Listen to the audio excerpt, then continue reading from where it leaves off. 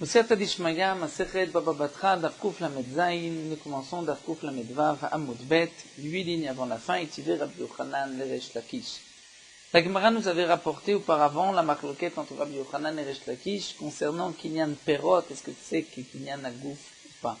C'est-à-dire celui qui est propriétaire que des fruits, et nous avons vu l'exemple d'un homme qui a reçu les fruits d'un terrain, comme le père qui fait don du terrain à son fils. Du vivant du père, c'est le père qui va manger les fruits. Après la mort du père, c'est le fils qui mangera aussi les fruits, c'est-à-dire qu'il utilisera le terrain. Tant que le père est vivant, le terrain appartient au fils. C'est le fils qui a le gouffre du terrain. Et le père est propriétaire des fruits du terrain. Il a un kinyan perot. Et donc nous avons vu kinyan perot, est-ce que c'est que kinyan agouf damé ou pas? Et nous avons aussi vu à propos de celui qui vend le champ, son champ, mais seulement pour les fruits de ce champ, mais il garde la propriété du champ. Est-ce qu'il apportera des bikurim ou pas? Machloket Rabbi Yochanan et Resh Lakish. La Gemara continue, et Tivé Rabbi Yochanan et Resh Lakish, c'est Rabbi Yochanan qui lui pense que Kinyan Perot, qu'est Kinyan Agouf Damé, qui va poser une question à Resh Lakish. Braïta nous dit, Nechasai lecha, vacharecha yeresh pluni. Vacharav yeresh pluni. Un homme dit, mais bien, Nechasai lecha, je te les donne à toi. Il les donne à Rouven. Il dit, après Rouven, acharecha, si tu meurs, ce sera yeresh pluni pour Shimon. Vacharav, et lorsque Shimon va mourir, yeresh pluni, ce sera Lévi. Donc un homme fait don de ses biens à trois personnes dans l'ordre. D'abord à lui, ensuite, d'abord Rouven, ensuite Shimon, ensuite Lévi. Maître Rishon. Si le premier est mort, Kanacheni, donc le deuxième deviendra propriétaire de ses biens. Mais Cheni, le deuxième meurt après que le premier soit mort et que lui ait hérité de ses biens. Le deuxième meurt, Kanashlishi, c'est le troisième qui devient propriétaire.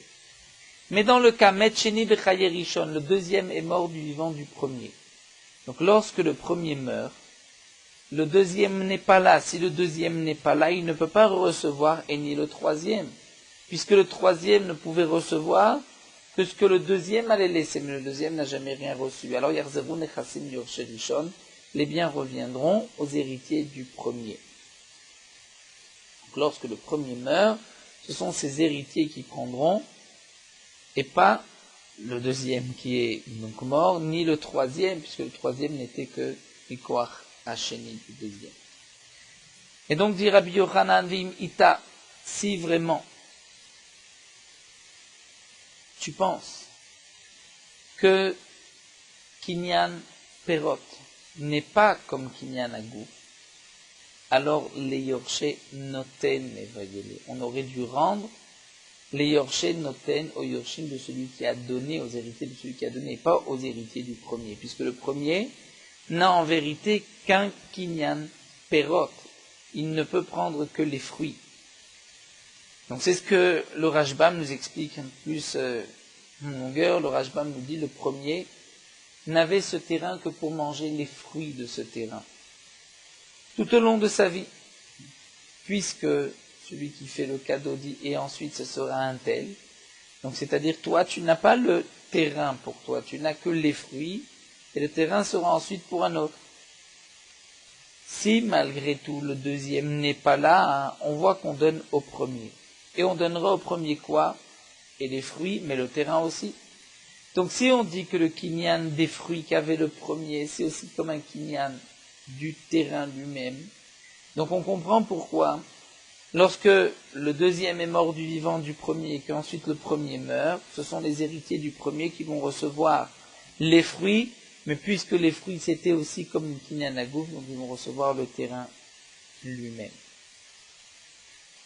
Le Rashbam nous dit bien que si un homme vend son champ seulement pour les fruits de ce champ, celui qui a acheté les fruits de ce champ n'est pas propriétaire du terrain lui-même. Là c'est vrai, nous dit le Rashbam, parce qu'il lui a dit je te vends les fruits mais pas le terrain. C'est comme s'il lui dit tu reçois les fruits pour tant de temps, mais ensuite tu me rends et le terrain et les fruits. Mais là, celui qui a fait ce cadeau ne s'est rien gardé. Il a en vérité tout donné. Il a donné les fruits de ce terrain au premier, au deuxième, mais le terrain lui-même, en fin de compte, était destiné au troisième. Le premier ne pouvait pas avoir le gouffre, puisque après sa mort c'était le deuxième. Le deuxième non plus, puisque après sa mort c'était au troisième. Le troisième devait hériter, et le terrain lui-même, et les fruits de ce terrain. Donc en vérité, le premier, nous dit le Rajbam, c'est-à-dire le premier propriétaire, c'était lui détaché de tout. Donc lorsqu'il a donné au premier le Kinyan Perot, c'est là qu'on va dire que c'est Kinyan Agouf, c'est comme s'il a reçu le terrain. Et donc, c'est pour cela que si le deuxième meurt du vivant du premier, ce sont les héritiers du premier qui prendront et les fruits et le terrain. Donc, dit Rabbi Yochanan, là on comprend.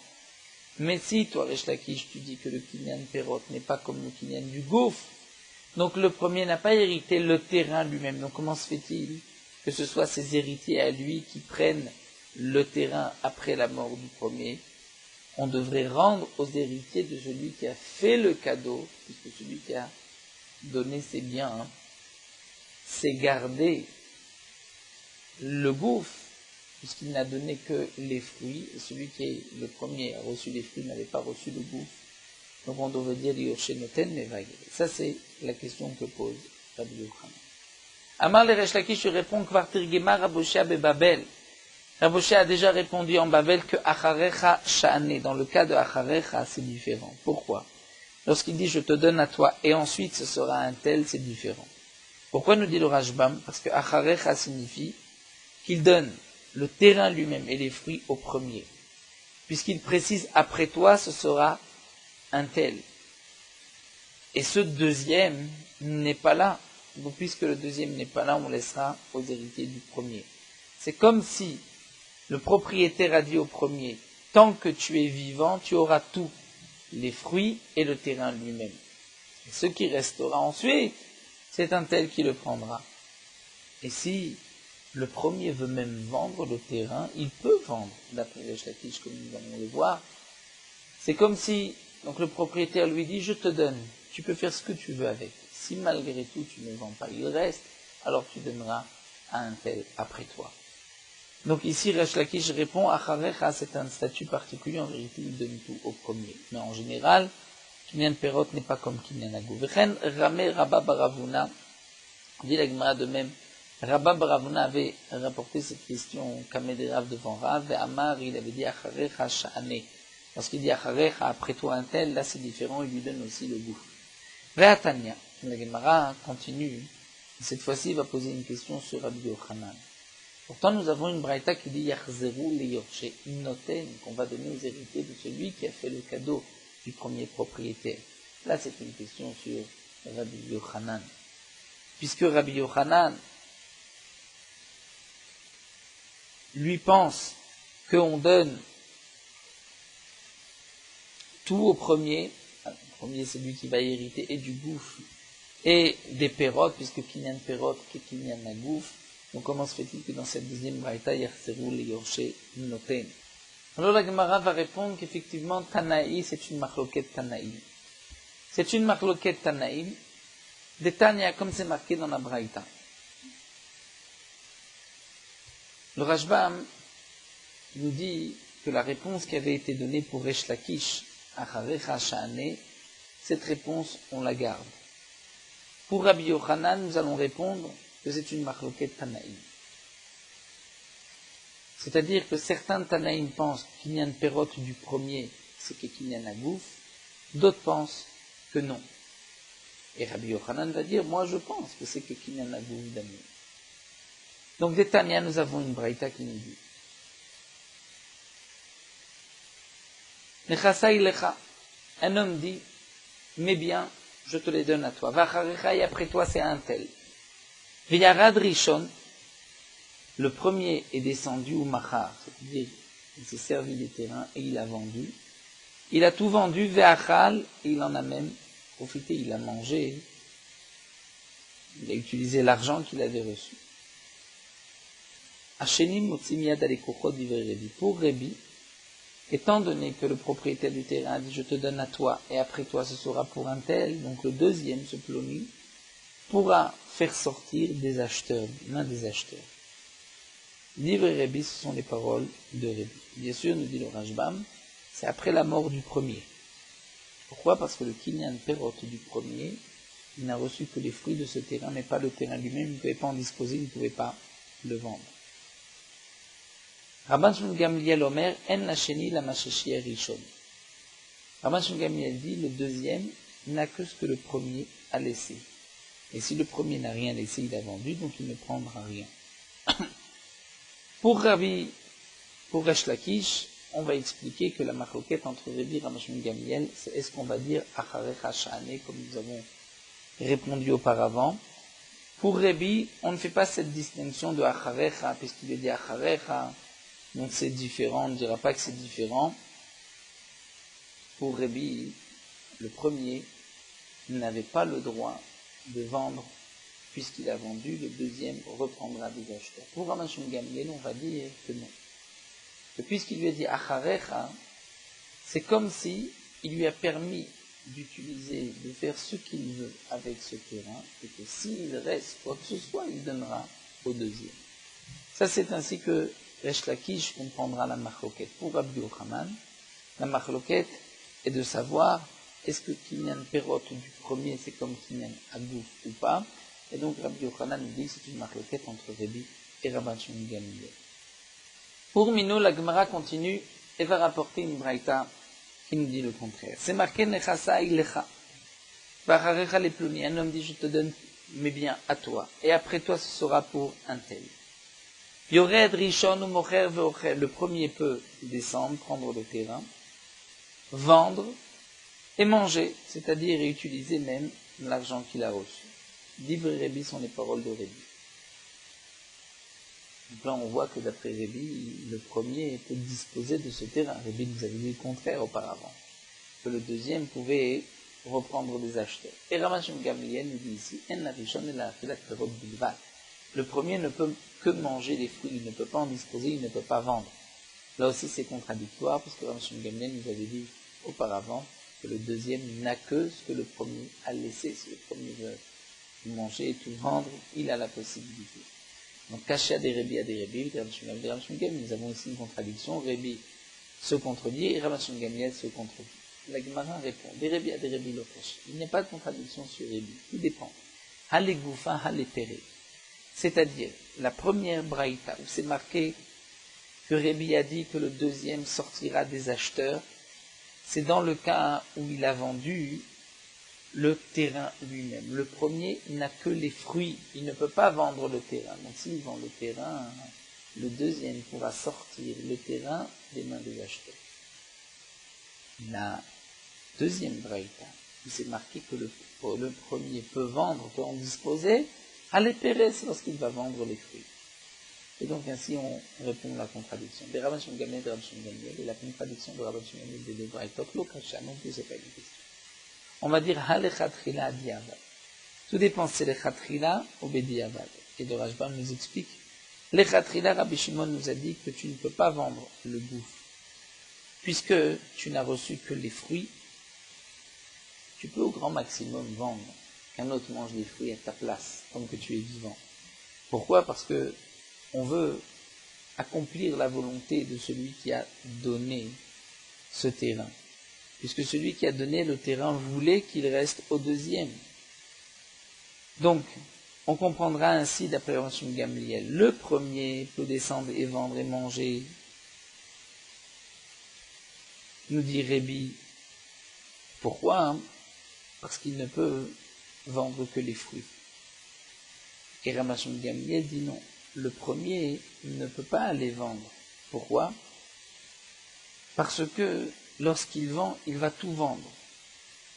Pour Rébi, il ne peut vendre que les fruits. Donc lorsqu'il va vendre, il va vendre les fruits. Pour Rabban Shimon Gamliel, lorsqu'il va vendre l'istama, il va tout vendre.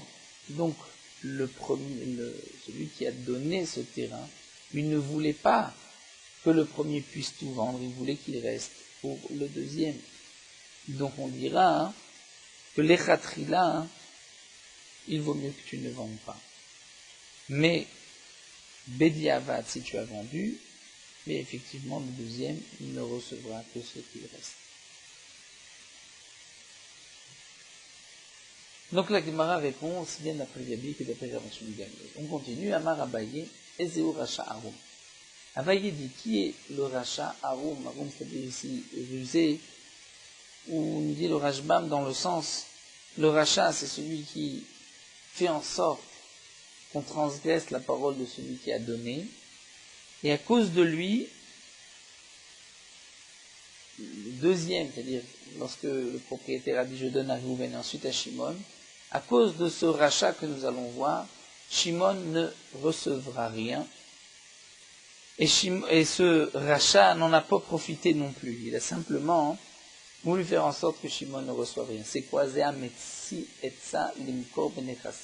qui donne le conseil au premier de vendre les biens. Il lui dit vends, qui est Rabban Shimon Gamliel comme Rabban Shimon Gamliel, puisque Rabban Shimon Gamliel a dit que le deuxième ne recevra que ce que le premier a reçu, que ce que le premier a laissé.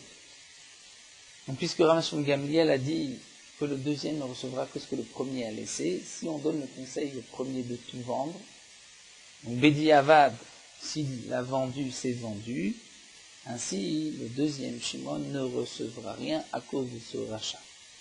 Donc il est rachat, celui qui conseille ainsi. Amar Rabbi Yochanan, Alakha Rabban Shimon Gamliel, Rabbi Yochanan dit, Alakha comme Rabban Shimon Gamliel. Donc d'après Rabban Shimon Gamliel, si malgré tout le premier a vendu, le deuxième n'aura plus rien. Ou modé. Mais Rabban Shimon Gamliel est d'accord. Sheim netanam bematnat shriv mera lo asakun. Si le premier ne les a pas vendus, mais il a fait un cadeau sous forme de matnat shriv mera, c'est-à-dire, il a dit, je donne dès aujourd'hui, mais après ma mort. Dans ce cas-là, il n'a rien dit. Maïtama, pour quelle raison? Parce que Amar Abaye matnat shriv mera lo kanal ala charmita. Le premier fait cadeau sous forme de matnat shriv mera. Quand est-ce que celui qui reçoit le cadeau devient propriétaire? Seulement lorsque le premier décède. Mais lorsque le premier décède, kvar kidmo acharecha, à ce moment-là, au moment de son décès, c'est déjà le deuxième qui devait recevoir, parce que celui qui a donné le terrain avait dit d'abord à toi, mais quand tu meurs, c'est à l'autre. Donc, dans un cas de shriv mera, si le premier, donc Reuven, fait un don sous forme de shriv mera, dans ce cas-là, le deuxième Shimon pourra reprendre le terrain. Pourquoi? Parce qu'au passage, et au moment de la mort, il deviendra lui le propriétaire. Mara s'étonne, mais Amar Abaye Achiz, que Abaye a dit ainsi, Haïtma. Pourtant, nous avons une mémoire qui nous dit, Matnat shriv mera me matai kana. Lorsqu'un homme, avant de mourir, fait don de ses biens, celui qui reçoit les biens, quand est-ce qu'il va acquérir ses biens? Abaye Amar, im gmar mita. Abaye dit, au moment où il meurt. Rava Amar le'achar gmar mita. Pour Rava, c'est après sa mort. Donc si Abaye dit au moment où il meurt, donc au moment où il meurt, c'est la matana qui va, donc il n'y a pas le acharecha, le Shimon qui reçoit avant. La Gemara dit Adarbe Abaye me'aï. Abaye est revenu sur ce qu'il venait de dire ici, et d'après Abaye, c'est le'achar gmar mita. Donc si un homme dit à Reuven, je te donne mes biens, mais après toi c'est à Shimon, et que Shimon fait cadeau de ses biens à David sous forme de matnat shriv mera avant de mourir, donc me'ayam velachar mita, et dans ce cas-là, c'est Shimon qui recevra le terrain, même d'après Rabbi Shimon Gamliel. Pourquoi? Parce que, avant même que la matnat shriv mera prenne effet, c'est-à-dire après la mort de Reuven, Shimon en est devenu propriétaire. La Gemara dit, d'où sais-tu que Abaye est revenu sur ce qu'il vient de dire là de Gmar Mita, il dit que c'est la Char Mita d'Ilma, mais Ha'adarbe. Peut-être que c'est sur le premier point qu'il est revenu, et que peut-être Abaye pense que c'est une Gmar Mita. La Gemara dit, lo salkadata, parce que j'ai une Mishnah, Zegiter Himeti, Zegiter Mecholise. Zegiter la Char Mita, lo Marklum. Un homme dit à sa femme, voici ton guet si je meurs. Donc cela signifie, si je meurs, après sa mort, ce sera son guet. On ne peut pas donner de guet après la mort. Zegiter mecholise, c'est ton guet après la fin de cette maladie, c'est-à-dire après sa mort. Là aussi, dans Martin. Zegiter la charmita, il dit, c'est ton guet après ma mort, il n'a rien dit. Donc, quelle est la preuve? Le Rashbam nous explique, C'est sûr que lorsqu'un homme est shriv mera et qu'il fait don de ses biens, son intention c'est vraiment après sa mort, comme on le voit à propos de cette femme. Lorsqu'un homme est mégaresh, sa femme il la divorce, il la permet aux autres, il ne la permet en vérité que après sa mort, comme on le voit. Et donc, puisqu'il n'y a pas de guet après la mort, donc c'est pour cela qu'il n'a rien. La Gemara continue à Marabizira, Marabi Yochanan. Alacha ki Rabban Shimon Gamliel. La halacha est comme Rabban Shimon Gamliel.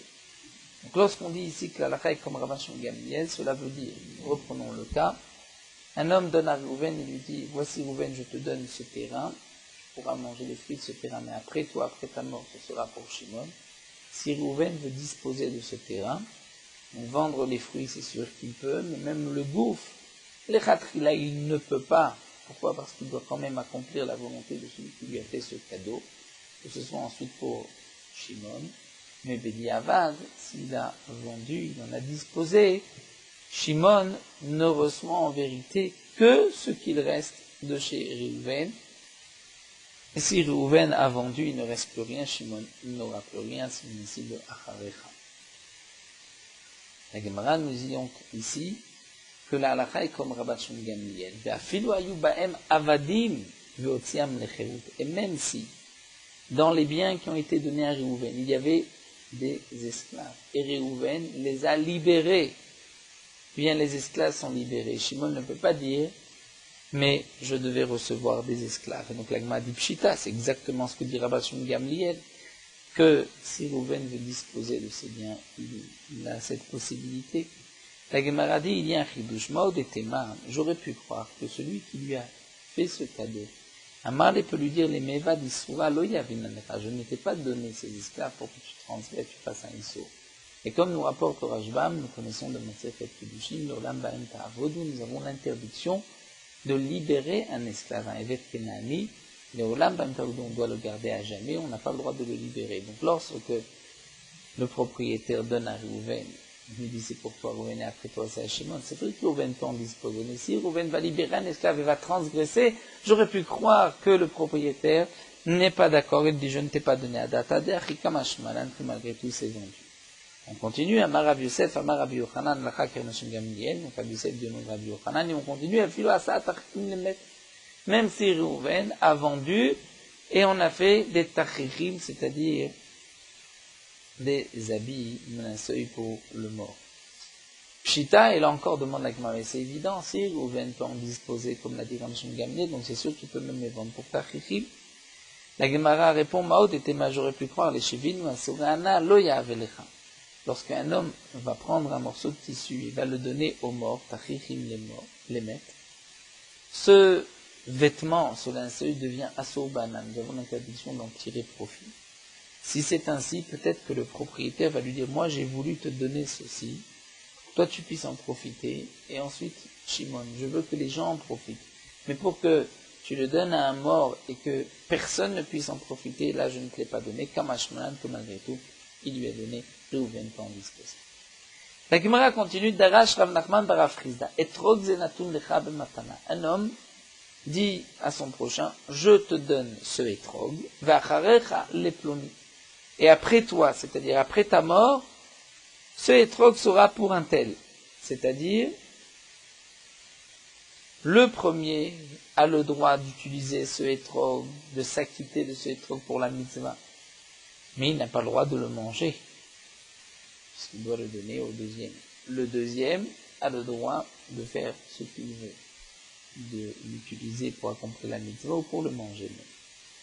N'est alors Rishon Viyatzabo, eh bien nous dit la Gemara, si le premier l'a pris et a voulu s'acquitter de la mitzvah avec, Banou les machloket Rabbi Shimon Gamliel. Nous arrivons à cette machloket de Rabbi Shimon Gamliel. Comment cela? D'après Rabbi, ce Réhouven n'a dans ce étrog que kinyan perot, que les fruits, l'utilisation, puisqu'il ne peut pas le vendre, nous avons vu d'après Rabbi. Donc s'il ne peut pas le vendre, ça ne s'appelle pas son étrog, ça ne s'appelle pas l'achem. Et nous avons un din pour le étrog ou le kartem l'achem bayom arishon. Il faut prendre le étrog, l'achem, un étrog qui t'appartient. Pour Révi, Réhouven n'est pas propriétaire du étrog, puisqu'il n'a pas le droit d'en disposer comme bon lui semble. Lorsque Réhouven va mourir, le étrog passera à Shimon. Pour Rabban Shimon Gamliel, puisque Rabban Shimon il a dit qu'il peut faire ce qu'il veut manger, puisqu'il lui a dit acharecha, c'est-à-dire ce qu'il restera, et s'il ne reste rien, eh bien il n'aura rien. Donc pour Rabban Shimon Gamliel, effectivement, le premier propriétaire, ça s'appelle lachem. Donc c'est une marloquette entre Rabbi et Rabban Shimon Gamliel. Rav Nachman bar Yitzchak, Rav Nachman bar Yitzchak pose la question suivante. Rav Nachman bar Afrizda, il lui dit, kan l'obligé Rabbi et Rabban Shimon Gamliel atam ela de marsava kinan porot, kinan aguvdan, marsava kinan porot, laf kinan aguvdan. Mais en vérité, toute la marloquette entre Rabbi et Rabban Shimon Gamliel, c'est seulement sur cette sheila de kinan perot, et kinan agouf, c'est-à-dire, Rabbi et Rabban Shimon Gamliel sont en marloquette. Est-ce que le premier qui a reçu donc les fruits, pour Rabbi Shimon, le Kinyan Perot qui a reçu le premier, c'est comme Kinyan Agouf. Et pour Rabbi, ce n'est pas Kinyan Agouf. Et donc c'est pour cela que s'il a vendu, lo asav le clou. Mais, ils sont tous les deux d'accord que le Kinyan Perot, les fruits, c'est-à-dire l'utilisation de ce hétrog appartient au premier. Et donc, à propos du hétrog, s'acquitter de la mitzvah du hétrog, c'est en vérité le fruit du hétrog. C'est l'utilisation du hétrog, ce n'est pas le goût du hétrog. Et donc, même d'après Rabbi, devrait être yotse el ha'acha, nous dit la Gemara, ici. Hi mefik lo nafik be alors le maya veni ale. Si tu dis que le premier ne peut pas s'acquitter, alors d'après Rabbi, qu'est-ce qu'on a donné au premier? Le premier, que signifie il a reçu un hétrog? Il a reçu un hétrog pourquoi? Pour le manger, il ne peut pas. C'est quoi les fruits de cet hétrog si ce n'est s'acquitter de la mitzvah? Donc c'est sûr que ça s'appelle lachem. Pourquoi ça s'appelle lachem? Rajoute le Rashbam parce que le deuxième n'a pas de propriété, n'a rien dans ce hétrog tant que le premier est encore vivant. Donc la Gemara reprend et dit la mefek de kule alma l'obligé de nafik be. Ils sont en vérité tous les deux d'accord, aussi bien Rabbi Rabban Shimon Gamliel, que lorsqu'un homme dit à Reuven, ce hétrog est pour toi, mais après toi c'est pour Shimon, il peut s'acquitter de la mitzvah. Ça s'appelle lachem. La Gemara continue et nous dit, quand est-ce que nous avons une marloquette entre Rabban Shimon Gamliel, machara o sheachla. Dans le cas où il va à vendre, ou la consommer. Là, nous avons la marloquette entre Rabbi et Rabban Shimon Gamliel, nous explique le Rashbam. Pour Rabbi, il doit payer le prix du hétrog au deuxième. Pour Rabban Shimon Gamliel, non. Le deuxième n'a que ce que le premier a laissé. Quel est le chidouche de ce que nous venons de voir, puisqu'on est en train de répéter encore une fois que Rabbi pense que le premier n'est pas propriétaire pour Rabban Shimon Gamliel, il peut en décider, le vendre. Le Rashbam nous dit, le chidouche, c'est de dire de la même manière que la marloquette est à propos des terrains, c'est aussi à propos du hétrog. Et pour nous dire que le premier peut s'acquitter de la mitzvah, parce que ça s'appelle perota, ça s'appelle le fruit du hétrog. Pour Rabban Shimon Gamliel, le chatrila, il ne peut qu'utiliser et pas vendre, mais bediavad, il pourra vendre aussi.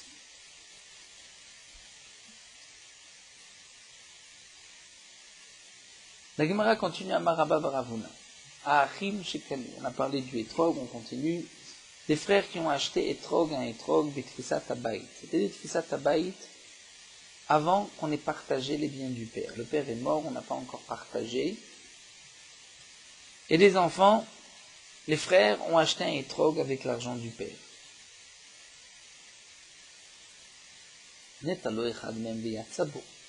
Si un des frères a pris le hétrog, sans demander la permission à ses frères, et a voulu s'acquitter de la mitzvah du hétrog, alors tout dépend. On regarde. Est-ce qu'il a le droit de le manger? C'est-à-dire, est-ce qu'il peut le manger? S'il le mangeait, est-ce que ses frères diraient pourquoi tu manges le hétrog? S'il y a beaucoup d'autres hétrogim, il est facile de trouver des hétrogim, ils se sont déjà acquittés, ils le voient manger, ils ne vont rien dire. Donc il y a de ça, puisqu'il pouvait disposer de ce hétrogim, l'avait Simon. Simon lui dit pourquoi tu le manges? Là, il y a de ça, c'est que ça ne lui appartient pas. Vedavka deika etrog le kolchad vecha. Mais seulement lorsqu'il y a un etrog pour chacun. Aval ferish orimon lo, menkinu orimon grenade lo. En vérité, cette ligne est difficile. C'est pour cela que on va, comme dit le bar, sauter ces quelques mots par Rishonim Monlo. On va reprendre tout de suite avec Amar Rava. Donc on dit Dafka Dika Etrog Bechol Ravechad, c'est-à-dire que chacun Etrog peut se disposer, peut avoir un autre Etrog et donc n'est pas makpi sur le Etrog qui a été pris par un des frères. On continue Amar Rava. Un homme dit à son ami Etrog Zenatun Lecha B'matana, je te donne ce Etrog en cadeau, mais Almenat Shetachzeru Li, à condition que tu me le rendes par la suite. Netalo Veyatzabo. Le premier, celui qui reçoit ce Etrog, l'a pris, s'acquitte de la mitzvah, Irziro, si ensuite il rend le Etrog Yatsa, il est Yotse, puisque c'était une matana almenat le'achzir, c'est-à-dire je te le donne à condition que tu me le rendes. Quand tu me le rends, donc tu as accompli la condition, donc je te l'avais donné, au moment où je t'avais donné, il t'appartenait, c'est lachem. Lo Irziro, si tu ne le rends pas, il n'a pas rendu lo Yatsa, il ne s'est pas acquitté, puisqu'il lui a dit, je te le prête, je te le donne à condition que tu me le rendes. Si tu ne me le rends pas, donc je ne te l'ai jamais donné, donc ce n'est pas lachem. Kamash Malan, le chidouche de cette memra, c'est de nous dire matana al menat l'arzir shmi matana. Que lorsqu'un homme fait un cadeau al menat l'arzir, c'est un cadeau shmi matana. Et donc, au moment où celui-ci a voulu accomplir la mitzvah, le métrobe lui appartenait, puisque par la suite il lui a rendu. La Gemara nous rapporte ici une histoire, Ahi Iteta, une femme d'Avel Adikla, Be'ara de Rav Barabaye, qui avait un palmier dans le terrain de Rav Barabaye. Kolema d'Ave Azal et Migdere, chaque fois qu'elle se rendait vers ce palmier pour couper les fruits, on va suivre l'explication de Rabbeinu Gershon, c'est-à-dire elle passait par le terrain de Rav Barabaye avec Kapid Abaye, Rav Barabaye était Makpid, il disait, mais tu es en train d'écraser ce que j'ai planté. Alors, Aknite Nihale Kol Shene Chayai, elle a fait cadeau de ce dékel à Rabbi Barabaye pour Kol Shene Chayai, pour toute la vie de Rabbi Barabaye. Mais après le décès de Rabbi Barabaye, le dékel, le palmier reviendra à elle et à ses héritiers. Azal Ihu, Akneen Nihale de Bno Katan. Rabbi Barabaye a été le donné à son fils, Bno Katan. Son fils qui avait moins de 13 ans. Dans le Rashbam, il y a deux versions, est-ce qu'on est Gorez Ibn Katan ou pas. Le Rashbam nous explique que Rabbi Barabaye a donc tranché comme Rabban Shimon Gamliel que nous avons vu, que le deuxième n'a que ce que le premier a laissé. Même si c'est vrai que Rabban Shimon Gamliel avait interdit les khatrila, c'est seulement lorsqu'il a dit je te donne à toi et après toi ce sera un tel, parce qu'il faut aussi laisser un tel. Mais cette femme avait donné à Rabbi Barabaye pour toute sa vie. Elle ne lui a pas dit qu'après, tu donneras un tel. Elle voulait, elle, ensuite, le reprendre. Elle voulait faire plaisir à Rav Bibi. Et donc, Rav Bibi avait même les khatrila, d'après Rav Shimon Gamliel, le droit de donner à son fils. Et pourquoi il a donné Bno Katan? Pour que la femme ne puisse pas refaire un kinyan, puisqu'un enfant ne fait pas de kinyan. Ou bien, dit le Rashbam, parce que cet enfant mangeait à la table de Rav Bibi, donc Rav Bibi allait ensuite manger les fruits. Ou d'après une autre version, on n'est pas Gorès Katan, à son fils. Amar Ravuna Berid Rabbi Yeshua, Ravuna Berid Rabbi Yeshua a dit Mishum de Atu Memulae, parce que vous venez de cet endroit, c'est-à-dire vous étiez les enfants, la descendance de Eli Cohen. Et le Rashbam nous rapporte des Guimarot, vous voyez qu'ils étaient appelés Memulae, ils venaient de cet endroit-là, Memala.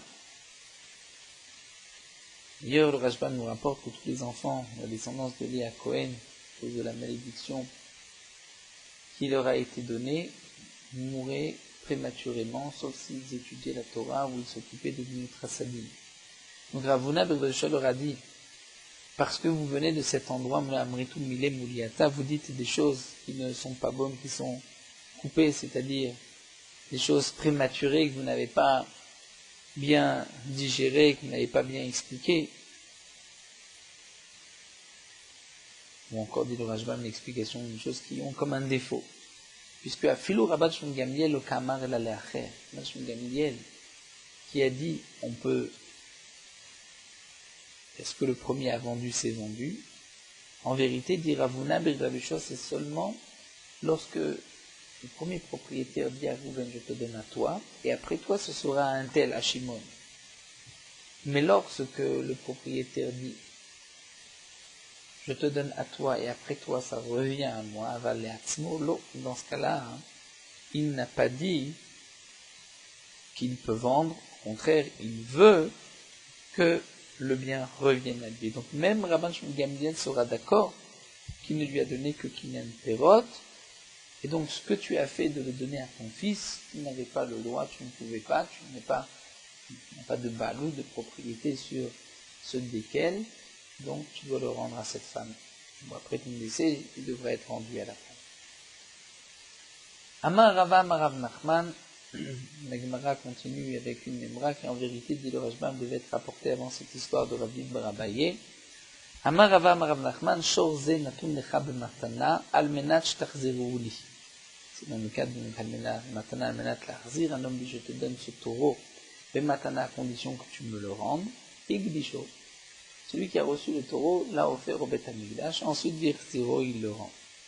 Eh bien, Areze Mugdash au Murza, puisqu'il l'a rendu, donc la matana était valable. Donc au moment où il a été Magdish, le taureau lui appartenait. Donc il est Mugdash, il reste Mugdash, et il est rendu. Puisqu'il le rend, donc il a accompli son tnaï, donc c'était à lui. Il pouvait être Magdish. Amalé Rava le Rav Nachman, Maya Adre, alors dit Rava Rav Nachman, mais alors qu'est-ce qu'il lui a rendu?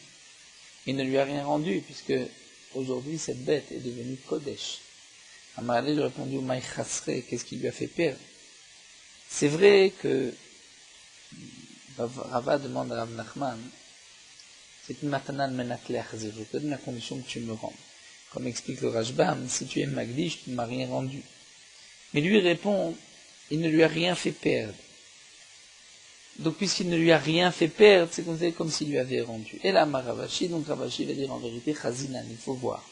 Yamarne al menat shtachzirehu ahadre, s'il lui a dit juste, à condition que tu le rendes, il l'a rendu.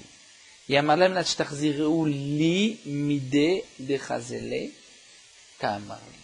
Mais s'il lui a dit à condition shtachzirehu li, que tu me le rendes à moi, pourquoi il a rajouté li?